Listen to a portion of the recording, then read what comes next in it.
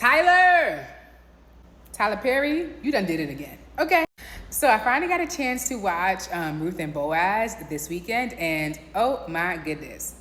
If you have not watched it, this is a spoiler, so be sure to come back to it after you watched it.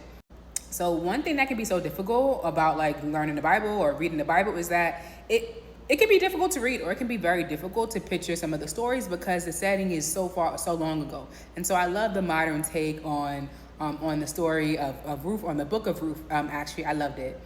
The most important theme to take away from that movie is your relationship with God prepares you for every other relationship in your life.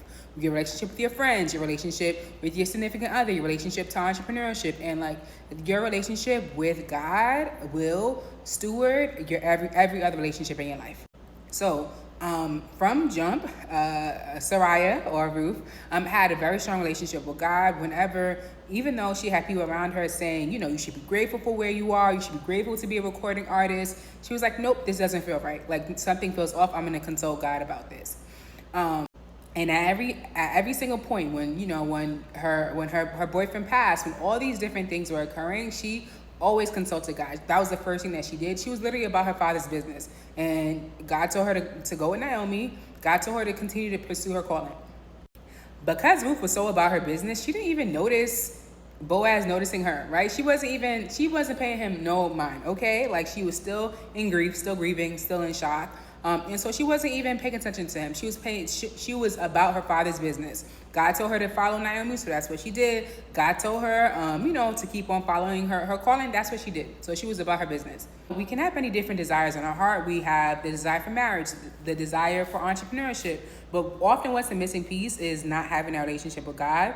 Sometimes in love and entrepreneurship, in many different areas of your life, or the goal that you are believing God for, there can be a lot of curveballs that you might not have expected, and you really have to lean on God to figure out what makes the most sense, or why did this happen, right?